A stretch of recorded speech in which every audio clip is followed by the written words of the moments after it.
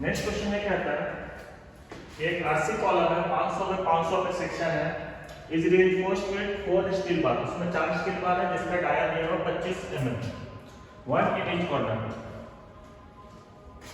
तो एक कॉलम है जिसका साइज है 500 बाय 500 mm,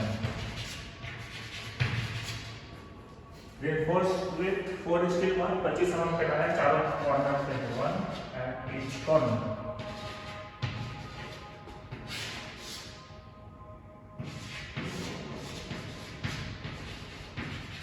डाया है 25 mm, ठीक है। The column is carrying a load of 1000 kilometre, और इसको जो लोड लग रहा है वो 1000 किलोमीटर का है। Find the stress in concrete and steel bar. तो सबसे पहले गिवन लिखते हैं।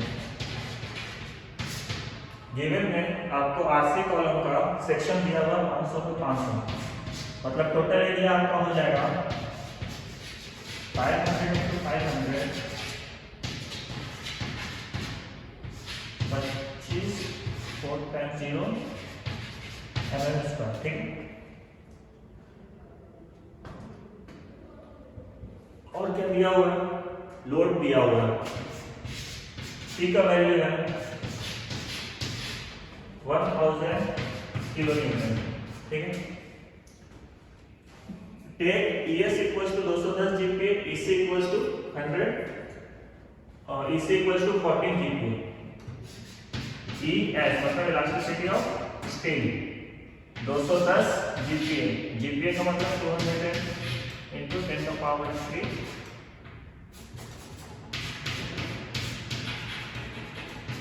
न्यूटन पर mm स्क्वायर। EC का वैल्यू 14 GPa, तो 10 to the power 3 से मल्टीप्लाई हो जाएगा न्यूटन पर mm स्क्वायर, ठीक है। देखो इस पूरे सेक्शन का एरिया दिया हुआ है, लेकिन ये सिंगल सेक्शन नहीं है, ये कंपोजिट मटेरियल है ना, इसमें स्टील बार भी है और कंक्रीट भी है, तो हमको एरिया ऑफ स्टील और एरिया ऑफ कंक्रीट निकालना पड़ेगा। तो सबसे पहले एरिया ऑफ स्टील निकालना है, क्योंकि ये स्टील जो है ये हर एक सर्कुलर है, इसका एरिया होगा 5/4 into d का स्क्वायर, और d का वैल्यू कितना 25 mm ना, 25 mm का डाया 25 का स्क्वायर, और ऐसा टोटल 4 बार है, तो टोटल एरिया ऑफ स्टील निकल जाएगा 25 into 25 625 into pi, तो ये आएगा आपको 1963.495 mm स्क्वायर। अब क्योंकि एरिया ऑफ स्टील मिल गया, टोटल एरिया दिया हुआ है, तो एरिया ऑफ कंक्रीट निकल जाएगा, दोनों को सब्ट्रैक्ट कर दीजिए, 25,000 माइनस 1963.495,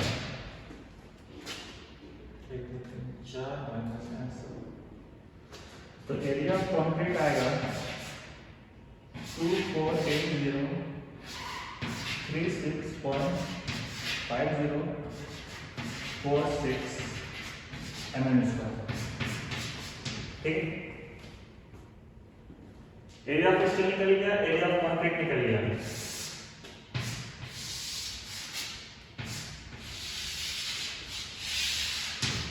डन। पूछा क्या था, find the stress in concrete and steel bar, मतलब जो आपको निकालना है वो है stress in steel and stress in concrete, ये दो चीज आपको निकालना है, ठीक है। तो अपने पास ये डाटा है और एरिया हम निकाल चुके हैं, अब डायरेक्ट फार्मूला लगाएंगे। फार्मूला सबसे पहले ये वाला आएगा, क्योंकि जो लोड लग रहा है वो तो दोनों कैरी करेगा ना, स्टील भी और कंक्रीट मिलके सहेगा, तो वही चीज है P = P1 + P2, P1 को आप स्टील लिखिए, P2 को आप कंक्रीट लिखिए, कोई दिक्कत नहीं, ठीक है। तो यहाँ से फॉर्मूला को फिट करते हैं, P equals to stress in steel area of steel plus stress in concrete area of concrete. देखो P का वैल्यू क्वेश्चन में गिवन है 1000 किलोमीटर, ये निकालना है। एरिया ऑफ स्टील निकाल चुके हैं, स्ट्रेस इन कंक्रीट इसको फाइंड करना है और एरिया ऑफ कंक्रीट निकाल चुके हैं। ठीक है, तो दो अननोन टर्म है, इसको पहले एक जगह लेके आएंगे और वो कैसे आएगा, वो आएगा आपको ये फॉर्मूला। ठीक है, यही दो फॉर्मूला बार बार यूज करेंगे हर क्वेश्चन में, मॉडुलर रेशियो वाला। तो ES बाय EC का वैल्यू निकालते हैं। चलो, तो पहले हम इस फॉर्मूले को भी लिख लेते हैं। ठीक है, अब ES का वैल्यू दिया हुआ है 210 into 10 का पावर 3 डिवाइडेड बाय 14 into 10 का पावर 3। सही है, ये आ जाएगा आपका 210 डिवाइडेड बाय 14 15। जैसे ये कट जाएगा, इसको काटेंगे 50 स्ट्रेस से। ठीक है, तो स्ट्रेस इन स्टील जो होगा वो 15 गुना ज्यादा स्ट्रेस होगा किससे, कंक्रीट से। क्लियर, ये स्टेटमेंट यही कहता है। अब क्या करेंगे, इसका वैल्यू की जगह पे हम ये रखेंगे, स्ट्रेस इन स्टील के जगह पे हम लोग 15 टाइम्स स्ट्रेस इन कंक्रीट को यहाँ पर पुट कर देंगे। इस साइड को इरेज करते हैं, चलो यहीं पे लिख दो। ये फॉर्मूला से डाटा पुट करना स्टार्ट करते हैं। ठीक है, P का वैल्यू 1000 किलोमीटर है ना, तो 1000 into 10 का पावर 3 newton is equals to stress in steel, इसके जगह पे क्या लिखेंगे 15 टाइम्स स्ट्रेस इन कंक्रीट। ठीक है, multiply by area of steel 1963.495 हो गया, प्लस स्ट्रेस इन कंक्रीट इसको एडिटिव रहने देंगे, multiplied by area of concrete 24836 24836.5046। इसको सॉल्व करेंगे, यहां से स्ट्रेस इन कंक्रीट निकल जाएगा। ठीक है, दोनों आप सेम टर्म है, तो जो गिवन है जो टेस्ट करते हैं आप फाइंड करते हैं।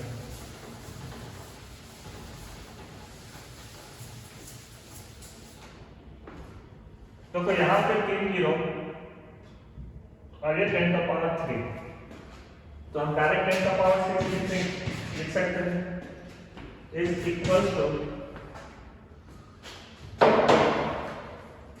इसको सॉल्व करते हैं। ठीक है, 15 into 1963.495 plus 248036.5046, तो ये आएगा कुछ आपका 277,488.9296 स्ट्रेस इन कंक्रीट। इसको लेके इधर आ जाएंगे, तो 10 का पावर 6 डिवाइडेड बाय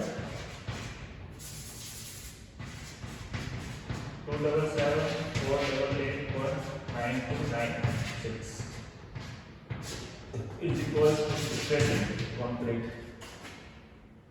तो ऊपर 10 का power 6 divided by this will give you stress in concrete is equals to 3.60 सही है, न्यूटन पर एमएम स्क्वायर। ठीक है, सिमिलरली यहां पे याद होगा, हाँ ये वाला, ठीक है, स्ट्रेस इन कंक्रीट को निकाल लिया, बचा ये स्ट्रेस इन स्टील। तो स्ट्रेस इन स्टील का मतलब क्या है, 15 टाइम्स स्ट्रेस इन कंक्रीट, तो 15 into 3.60, यहाँ से निकाले था ना इक्वेशन से, तो 3.60 into 15 will give you 54.05 Newton पर एमएम स्क्वायर। यहाँ से निकला स्ट्रेस इन कंक्रीट और स्ट्रेस इन स्टील। तो ये तरीका है बनाने का, जो दिया हुआ है पहले गिवन लिखिए, गिवन लिखने के बाद एरिया निकालिए, एरिया ऑफ स्टील निकालिए, एरिया ऑफ कंक्रीट निकालिए, टोटल एरिया से एरिया ऑफ स्टील को माइनस कीजिएगा, एरिया ऑफ कंक्रीट मिल जाएगा। उसके बाद यही फॉर्मूला चलेगा, इसको रखोगे, पुट करोगे, तो ये दो अलग अलग टर्म आएगा, तो इसको एक टर्म में लाने के लिए इस फॉर्मूला को यूज करेंगे, जहां पे ये मॉडुलर रेशियो कहलाता है ES/EC। डायरेक्ट m दिया हुआ रहा तो ठीक है, नहीं दिया हुआ रहा तो हम उसको रख के निकालेंगे, जैसे इस क्वेश्चन में ES/EC दिया हुआ है, ठीक, तो ES/EC का वैल्यू तो रखें, हमेशा ध्यान देना यूनिट सेम होना चाहिए। उसके बाद यहाँ से आपको एक रेशियो मिल गया, तो इस फॉर्मूला पर हम सब्स्टिट्यूट कर दिए, स्ट्रेस इन स्टील की जगह पर 15 टाइम स्ट्रेस इन कंक्रीट रखे, और फिर वैल्यू को पुट किए, सिंपल सॉल्व किए, स्ट्रेस इन कंक्रीट निकला, क्योंकि हमको पता था कि 15 गुना ज्यादा स्ट्रेस जनरेट होगा स्टील में, तो यहाँ पे बाय सेम फॉर्मूला आगे निकाल लिया। ठीक, नेक्स्ट क्वेश्चन देखते हैं।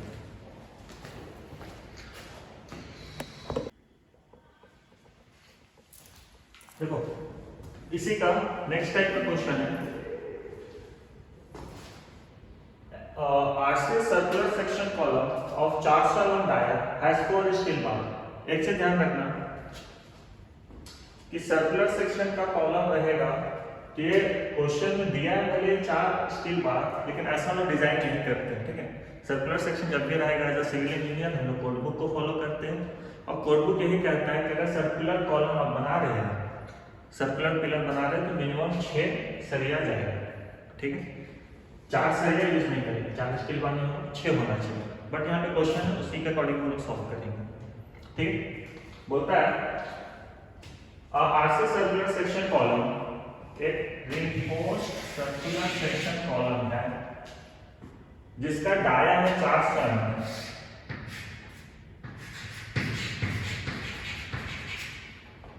has 4 steel bar of 20 mm each। 4 सरिया है इसमें, और उस सरिया का जो डाया है वो है 20 mm। ठीक है, डाया हो गया किसका, फाइंड द मैक्सिमम लोड, जो आपको निकालना है वो क्या है, आपको क्या फाइंड करना है, मैक्सिमम लोड, मतलब C फाइंड करना है, which the column can carry if the stress in steel and concrete are not to exceed 120 MPa and 5 MPa। Question ये कहता है कि स्ट्रेस ऑन स्टील जो है और स्ट्रेस इन कंक्रीट जो है वो शुड नॉट एक्सीड, मतलब मैक्सिमम वैल्यू जो होगा इसका 120 MPa, और स्ट्रेस इन कंक्रीट का जो मैक्सिमम वैल्यू आ सकता है वो होगा 5 MPa। ठीक है, if the stress in steel and concrete are not to exceed, मतलब जो स्ट्रेस स्टील बार में जनरेट होगा वो 120 मेगापास्कल से ज्यादा का नहीं होना चाहिए, और जो स्ट्रेस कंक्रीट में जनरेट होगा वो 5 मेगापास्कल से ज्यादा नहीं होना चाहिए, मतलब मैक्सिमम वैल्यू अपने को लिमिट लगा के दे दिया है। ठीक है, तो प्रेशर हम उसी के अकॉर्डिंग निकालेंगे ताकि ये दोनों डाटा इससे ज्यादा ना, कम होगा चलेगा, इससे ज्यादा नहीं होना चाहिए। ठीक है, इससे ज्यादा स्ट्रेस जनरेट करेंगे कॉलम फेल कर जाएगा, समझ में आया। आगे देखो, take modulus of elasticity of steel as 18 times the concrete. Modulus of elasticity of steel is equal to 18 times of elasticity of concrete. ठीक है, 18 गुना वो ज्यादा है कंक्रीट से। क्लियर? तो यहां पे जो जैसा क्वेश्चन है ना, टी निकालने के लिए अपने पास फॉर्मूला कौन सा है? ये वाला। ठीक है, stress in steel into area of steel plus stress in concrete into area of concrete. Clear? तो एरिया तो हम निकाल लेंगे, तो पहले निकाल लेते हैं एरिया ऑफ स्टील। 4 बार है तो 4 बाहर रख सकते हैं। 5/4 इनटू डी का स्क्वायर, मतलब 20 तक आया तो 20 का स्क्वायर। ये 4 इंक्लूड कर दिया, ये आएगा आपका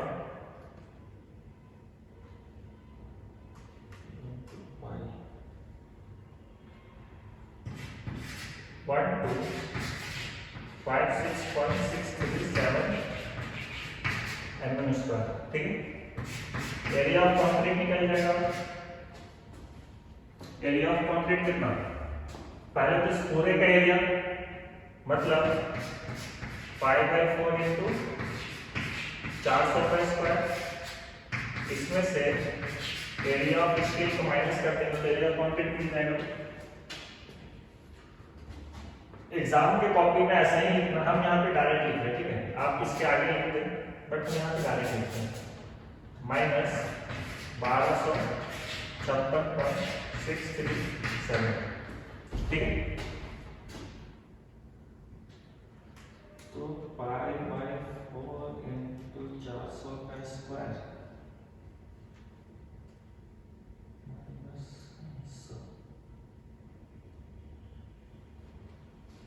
ये आएगा 1,244,07.069 mm स्क्वायर। ठीक है, एरिया ऑफ स्टील निकाल लिया, एरिया ऑफ कंक्रीट निकाल लिया। अब क्वेश्चन आता है कि इस पे सिग्मा एस सिग्मा सी। ठीक है, stress in steel, stress in concrete. तो यहाँ पे ये कहता है ना कि ये तो मैक्सिमम बोला ना, तो हमको यहाँ पे कंडीशन को चेक करना पड़ेगा। क्या हम अगर 120 न्यूटन पर एमएम स्क्वायर का लोड स्टील पे लगा रहे हैं तो कंक्रीट फेल तो नहीं कर रहा है, ये भी चेक करना पड़ेगा। तो इसको चेक करने के लिए हम लोग सेकेंड वाले फॉर्मूला को यूज करेंगे, ये वाला फॉर्मूला।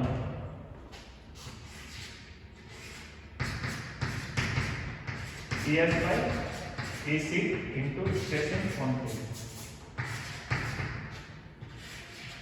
ठीक है, तो पहले इस कंडीशन से लेके चलते हैं। मैक्सिमम वाला स्ट्रेस जो है 120 है ना, तो अगर हम 120 मेगापास्कल का मतलब न्यूटन पर एमएम स्क्वायर का स्ट्रेस जनरेट कराते हैं तो ES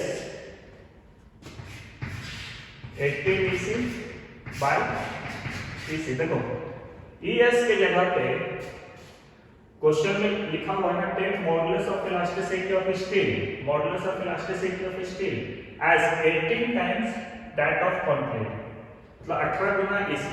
तो बस ES के जगह पे 18 EC रखें इनटू स्ट्रेस इन कंक्रीट। ठीक है, EC कट जाएगा, ये 18 के इधर आएगा डिवाइड में, तो 120/18 ये आएगा आपका 6.667 न्यूटन पर एमएम स्क्वायर।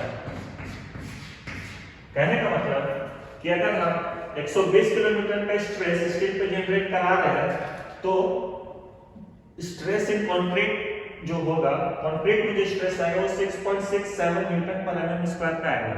लेकिन क्वेश्चन में क्या बताया कि कंक्रीट का मैक्सिमम सहने का शक्ति कितना है? 5 का ही है ना, तो ये तो क्रॉस कर दिया ना, 5 से ज्यादा आ गया मतलब कंक्रीट फेलियर हो जाएगा। तो हम 120 का डाटा हम लोग नहीं यूज कर सकते। इसको समझने का एक और तरीका है कि बैलगाड़ी जो होता है मान लो एक रथ है, ठीक है, रथ मान लो और इसके साथ दो घोड़ा को अटैच है, ठीक है, घोड़ा गाड़ी है, दो, एक लगना है, एक का पैर डैमेज है, ठीक है, और दूसरा बहुत तेज दौड़ सकता है। पहला का दौड़ने का स्पीड है मान लो 80 किलोमीटर पर आवर की स्पीड से दौड़ सकता है, ठीक है, और दूसरा का जो पैर डैमेज है तो वो 60 किलोमीटर पर आवर की स्पीड से दौड़ सकता है। तो क्योंकि दोनों एक साथ है ना, तो अब ये जो आपका रथ है इसको ये कितना स्पीड में खींच सकता है, तो जाहिर सा बात है कि ये 60 का स्पीड इसका लिमिट है, तो सेकंड वाले को भी तो इसके अकॉर्डिंग ही दौड़ना पड़ेगा ना, समझ में आया? तो ये कॉन्सेप्ट होता है यहाँ पे भी, क्योंकि ये भी तो कंपोजिट सेक्शन है, स्टील बार भी है, कंक्रीट भी है, तो कंक्रीट का भी अपना एक लिमिटेशन है और स्टील का एक लिमिटेशन है। तो अगर हम इसको फुलफिल मैक्सिमम पे जा रहे हैं, तो मैक्सिमम पे जाने से क्या हो रहा है कि कंक्रीट पे जो स्ट्रेस जनरेट हो रहा है वो ज्यादा हो जा रहा है, क्योंकि कंक्रीट का सहने का शक्ति 5 है, यहाँ पे 6.67 आ जा रहा है। तो ये डाटा के साथ हम नहीं जाएंगे, दूसरा कंडीशन पे चेक करेंगे। अब जो वैल्यू रखेंगे, दूसरा कंडीशन चेक करो, फॉर्मूला सेम रहेगा, इस बार स्ट्रेस इन स्टील नहीं रखेंगे, स्ट्रेस इन कंक्रीट का वैल्यू को लेकर चलते हैं, तो 5 का वैल्यू लेकर चलेंगे, ठीक है। तो stress in steel as it is रह जाएगा, this is equals to ES by EC, यहां पे जैसे लिखे थे 18 टाइम्स EC by EC, ये और इसका जाएगा multiplied by stress in concrete. Stress in concrete कितना 5 मेगापास्कल, तो इनटू 5, क्लियर। तो यहां से जो वैल्यू आएगा स्ट्रेस इन स्टील का, ये 18 5 90 मेगापास्कल या न्यूटन पर एनएम स्क्वायर, एक ही बात है, ठीक है। तो ये तो सेटिस्फाई कर रहा है ना। अगर हम स्ट्रेस इन कंक्रीट लिख के दे देते हैं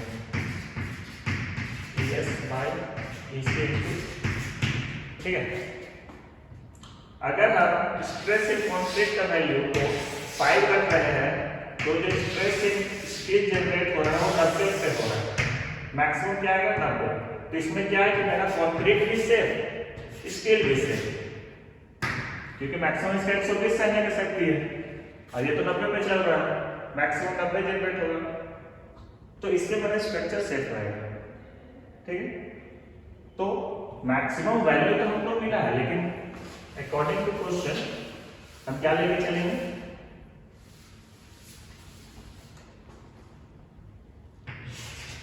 stress in concrete is equals to 5 megapascal है, तो इसको लिख सकते हैं न्यूटन पर एमएम स्क्वायर, और stress in steel is equals to 90 newton पर एमएम स्क्वायर।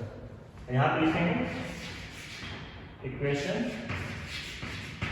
सेटिस्फाइड, पिछले वाला में लिखते नॉट सेटिस्फाइड, ठीक है, सेटिस्फाइड है ये।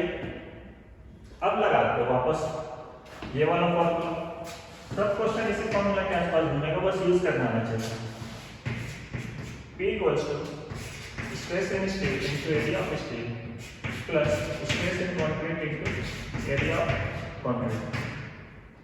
स्ट्रेस इन स्टील 90 न्यूटन पर MM square multiplied by area of steel 1256.637 plus stress in concrete 5 newton पर MM square multiplied by area of concrete 12407.069। इसको सॉल्व करते हैं,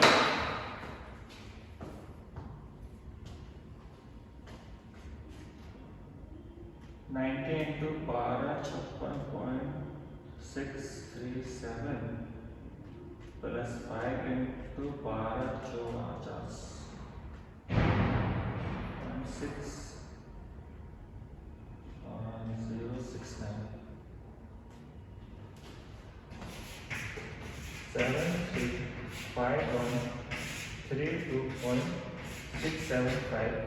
ये वैल्यू आएगा न्यूटन में, 3 डिजिट को आगे ले आएंगे तो किलो न्यूटन में आ जाएगा।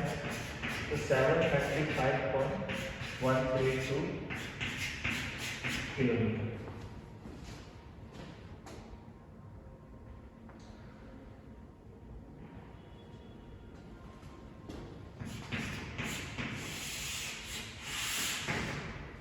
ठीक है, इस तरीके से सॉल्व करेंगे।